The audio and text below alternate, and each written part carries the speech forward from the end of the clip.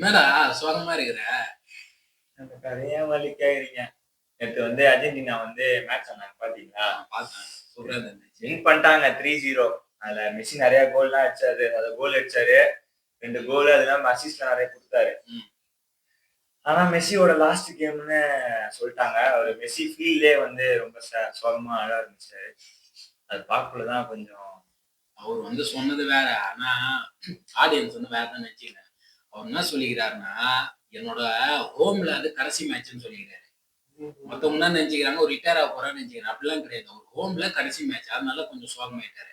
ஆனா அவரு என்ன சொல்றாருன்னா, வேர்ல்டு கப் என்னோட ஹெல்த் பார்த்து, இப்ப நாளைக்கு, நாளான்னைக்கு என் ஹெல்த் எப்படி இருக்குதுன்னு பார்த்துட்டு, அவரு வந்து வேர்ல்டு கப்ல ஆடுவாரா, ஆட மாட்டாரான்ட்டு அவர் வந்து டிசைட் பண்ணுவாருன்ட்டு அது போய் சொல்லியிருக்காரு. ஆமாமா கரெக்ட் தான். ஏன்னா இப்ப கூட எம்எல்எஸ்ல வந்து ஒரு ஆளா நின்னு ஆடிட்டு இருந்தாரு. ஐயோ எம்எல்ஏ ஏன்டா கேக்குறேன்? வாய்ப்பே கிடையாது. அவரு சொல்லி குடுத்துனது ஃபீல்ட்ல. அவனுங்க ஆடுவானுன்னு பார்த்தா, அவரு இங்க இருந்து லாலிகால இருந்து போய் அவரு சொல்லி குடுத்துனது. அதெல்லாம் அவரு வந்து இந்த லாலிகள் அப்ப இருக்கும்போது ஒரு நல்லா இவரு தான் அவரோட மென்டாலிட்டி மேட்சே பண்ண முடியாது.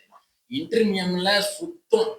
ஆனா ஒரு பிளேயர் வந்து எப்படின்னா, எப்படி இருந்தாலும் ஒரு அந்த டைட்டில்னு ஒரு எதிர்பார்ப்பாங்க. இப்ப ரொனால்டோ சரி, அவரும் சரி. டைட்டில்னு எதிர்பார்ப்பாங்க. அந்த டைட்டில் இப்ப அவர் வந்து மிஸ் பண்ணிட்டாரு. அதனால எந்த பிளேயர் இருந்தாலும் கொஞ்சம் அந்த மென்டல் இது வந்து இதாகும். டிஸ்டர்ப் ஆகும். கண்டிப்பா டிஸ்டர்ப் ஆகும். ஏன்னா அவரு ஒரு ஆளா நின்னு எடுத்து அது பண்ணிட்டு இருக்காரு. அந்த எம்எல்எஸ் அவர் தான் இப்ப லீட் பண்ணி கூட்டினே போனாரு ஃபைனல்ஸ். அவர் தான். அதுவும் அது கொஞ்சம் ஒரு சைடு கஷ்டமா இருக்குது. இப்போ லாஸ்ட் மேட்ச் தான் அனௌன்ஸ் பண்ணிட்டாரு. இன்னும் அது போகல. அது சரி போயின்னு இருக்குது. சரி இதெல்லாம் விடுங்க. நம்ம பிளேயர்ஸ் வந்து கரெக்டா ஒரு 5 கொஸ்டின் ஒன்னு கேட்டு இருக்காங்க. அப்படியே டப்புன்னு கேக்குறேன். சரி அப்படியே நம்ம கருத்துக்களை என்ன கொஸ்டின்? அர்ஜென்டினா பத்தானா? Argentina fully Argentina. ஃபர்ஸ்ட் என்ன கேட்டுக்கிறாங்கன்னா, மெஸ்ஸி இல்லாம அர்ஜென்டினா விளையாடுமா விளையாடாதா? முத கேள்வி. இதுதானே கேள்வி. ஈஸிடா விளையாடும்டா. ஈஸியா விளையாடும். ஏன்னா மெஸ்ஸி வந்து நடுவுல வந்து பிரேசில் கூட அவங்களாம் இருக்கும்போது மெஸ்ஸி வந்து போன மேட்ச் 2, 3 மேட்ச் விளையாடவே இல்ல. அதுலயே விளையாடுனானுங்க சூப்பரா. அவங்க வந்து எப்படின்னா எந்த டீம் கொடுத்தாலும் அவங்க ஆடுவாங்க. மெஸ்ஸி இருந்தாருன்னா இன்னும் நல்லா ஆடுவாங்க. ஏன்னா ஒரு சீனியர் பிளேயர் வந்துட்டாங்க. அப்படின்னா என்ன ஒரு கான்பிடன்ட் தான். நம்ம கூட இவர் இருக்கிறாரு நம்ம ஆடலாம். ஏன் இப்ப போர்ச்சுகல் கூட பாத்தீங்க ரொனால்டோ என்ன ஆடினாரு? நிறைய ஆடல. இருந்தாலும் ரொனால்டோ நம்ம கூட இருக்கிறாரு ஏதாவது ஒண்ணு பண்ணுவாருன்ட்டு ஒரு ஒரு எப்படி சொல்றது ஒரு கம்பைன் பண்ணி ஒரு நல்ல எஃபர்ட் போட்டு ஆடுவானுங்க. இதுதான் சிம்பிள் இதெல்லாம். அப்போ வந்து ஆடுவானுங்க. சூப்பரா ஆடுவானுங்க. சரி மெஸ்ஸி இல்லாம எப்படி அவனுங்க ஆடுறானுங்க? அதை பத்தி ஏதாவது தெரியுமா? ரெண்டாவது கொஸ்டின் நான் பேச கேட்டுறேன். மெஸ்ஸி இல்லாமன்னா சிம்பிள் டாக்டிக்ஸ் வந்து கோச் கொடுக்குற டாக்டிக்ஸ் வச்சு ஆட போறானுங்க. மெஸ்ஸி இல்லைனாலும் சரி இருந்தாலும் சரி ஒன்றும் இல்லை மாற போறதுல எதுவுமே கிடையாது. அர்ஜென்டினா கிட்ட இருக்கிறது ஒரே விஷயம் என்ன தெரியுமா? பிளேயரை வந்து நல்லா நர்ச்சர் பண்ணி எடுத்துன்னு வருவானுங்க. இப்போ கூட மஸ்டாண்டோ லெஃப்ட் விங் ஃபார்வர்டு. கீழே வந்து பார்த்தோம்னா லெஃப்ட் விங்ல வந்து டிஃபென்ஸ்ல பார்த்தோம்னா மலினோ அவர் வந்து சூப்பர் பிளேயர். மஸ்டாண்டோ வந்து இப்போ ரியல் மெட்ல சைன் இன் பண்ணிட்டாங்க. அது இல்லாம அந்த சின்ன சின்ன பிளேயர்ஸ் வந்து டெவலப் பண்றது ஸ்பெயினும் சரி அர்ஜென்டினாவும் சரி அவங்களாம் அடிச்சிக்க முடியாது. அதனாலதான் அவங்க வந்து டாப்ல இருக்கிறாங்க. ஏதோ அந்த அர்ஜென்டினால அந்த சின்ன 18 வயசு பையன் ஏதோ ஆறாங்க. ஆமா 18 வயசு பையன் தான் அந்த மேல இருக்கிற அந்த மஸ்டாண்டோ. கீழே வந்து லெஃப்ட் பேக்ல ஒருத்தன் சூப்பரா ஆடுறான். அவனுக்கு தான். வேற ஏதாவது இப்போ வந்து இன்னொரு இதுதான் மெயின் தேர்ட். டாக்டிக்ஸ் என்ன டாக்டிக்ஸ் யூஸ் பண்றாங்க? ஏன்னா இப்ப அந்த வேர்ல்டு கப்ல பாத்தீங்கன்னா ஒரு டாக்டிக்ஸ் யூஸ் பண்ணி அடிச்சானுங்க வேர்ல்டு கப் வின் பண்ணானுங்க. அது என்னன்னு நம்ம பிளேஸ் கேக்குறோம்.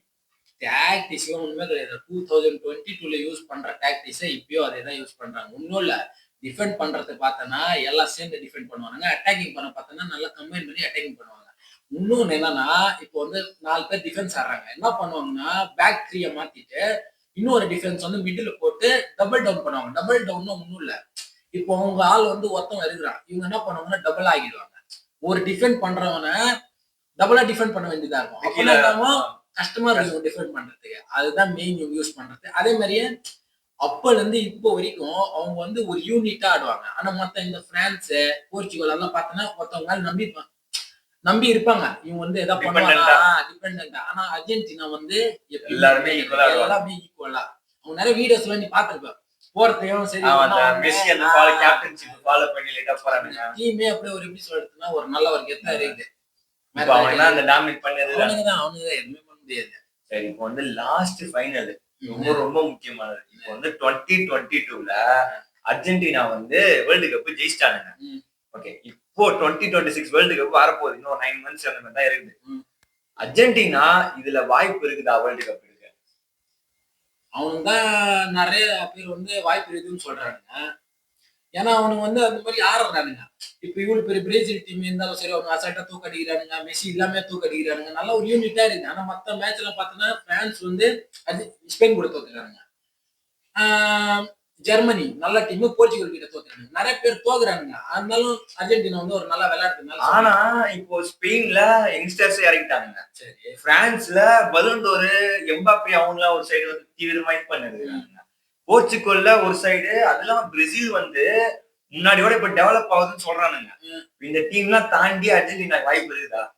அர்ஜென்டினானா கன்ஃபார்ம் வாய்ப்பு இருக்குது. ஆனா இது வந்து நிறைய பேர் கேள்விக்குறியா இருக்கும். அதே மாதிரியே ஒரு டீம் வந்து ஜெயிக்குதுன்னா அடுத்த வேர்ல்டு கப் வந்து அதே டீம் ஜெயிக்கும்ட்டு 50% தான் சொல்லுவாங்க. ஆனா அர்ஜென்டினா வந்து 80% சொல்றாங்க. ஏன்னா பிரேசிலோட டவுன்ஃபால் நம்ம பார்த்துட்டோம். எப்படி ஆடுறாங்கன்னு நம்மளுக்கு தெரிஞ்சுது. நல்லா ஆடினா ஓகே. அது பிரச்சனை இருக்கு. அவங்க ஆடுவாங்க ஓகே, நோ ப்ராப்ளம். பிரான்ஸ் இதை நம்ம டவுன்ஃபால் பார்த்துட்டோம். அவ்வளவு நல்ல நல்ல பிளேயர் டெசிருடி அடுத்தது நெய்மர்ன்றாங்க. ஆனா அவங்க கிட்ட சில அந்த கோஆர்டினேஷன் வந்து இருக்குது. ஆனா அந்த எப்படி சொல்றது கம்பைன் கம்பைன் ஆகுறாங்க. அதுதான் ஸ்பெயின் கிட்ட லம்பில் யமால் இருக்கிறாரு, நிக்கோ வில்லியம்ஸ் இருக்கிறாரு, 7 பேர் இருக்கிறாங்க. யங்ஸ்டர்ஸ் அப்படியே குமிச்சிருக்காங்க. ஸ்பெயின்லயும் நல்ல யங்ஸ்டர்ஸ் இருக்கிறாங்க. ஆனா ஜெயிக்க மாட்டேங்கிறாங்க. சில அந்த கம்பைன் ஆகுறாங்கல்ல, அதுதான் மிஸ்டேக் ஆகுது. ஆனா அர்ஜென்டினா கிட்ட அப்படி கிடையாது. எவ்வளவு பெரிய பிளேயர் இருந்தாலும் கம்பைன் ஆயிடுறாங்க. அந்த ஒத்துமையா ஆடுறாங்க. ஒரு ஃபேமிலி. அந்த ஃபேமிலி ஃபுட்பால் ஃபேமிலினா அவங்க ப்ரூவ் பண்றாங்க. அதுதான் அவங்க ப்ரூவ் பண்றதுக்கு ஒரே விஷயம் தான் தெரியுமா? ஃபுட்பால் வந்து ஒரு ஆள் நல்லா ஆட முடியாது. கும்பலா ஆடினா மட்டும்தான் ஃபுட்பால். அதுதான் அர்ஜென்டினா வந்து ப்ரூவ் பண்ணி போன 2022 வேர்ல்ட் கப் 11 பேரும் ஆடினாதான் 26 வேர்ல்டு கப் அவனுக்கு தான் ஜெயிப்பானுங்கன்னு சொல்றானுங்க. ஆனா ஒரு கேள்விக்குறியா இருக்குது. ஜெயிப்பானுங்களா இல்லையா? ஏன்னா இப்பயும் வந்து அவனுக்கு அந்த காம்பினேஷனோட ஆடுறானுங்க. லாஸ்ட் மேட்ச் வந்து மெஸ்ஸி ஆடினாரு. அதுல 3-0 ஜெயிச்சிருக்கானுங்க. சரி இவனுங்க ஒரு சைடு இருக்கலாம்னு பார்த்தா பிரேசில் ஒரு சைடு அவனுங்க 3-0 ஜெயிச்சிருக்காங்க.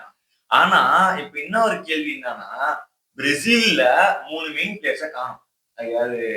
அது ஒண்ணும் இல்ல. சும்மா ரெஸ்ட் விட்டுக்கிறாங்க. நெய்மருக்கு வந்து என்ன சொல்லிக்கிறாங்கன்னா, ஒரு ஃபிட்னஸ் வந்து இல்ல இது பண்ணிட்டாருன்னா, அவர் வந்து வரது வந்து நான் தடுக்கவே முடியாது. எல்லா வேர்ல்டுக்கும் தெரியும். எல்லா பிளேயர்ஸ்க்கும் தெரியும். அவர் இல்லன்னா பிரேசில் டீம் கண்டிப்பா அடி வாங்கும். அவர் விளையாடுறதுனாலும் சரி, விளையாடுனாலும் சரி, அவர் கண்டிப்பா டீம்ல இருந்தா ஒரு மோட்டிவோட பசங்க வந்து கண்டிப்பா ஆடுவானுங்க.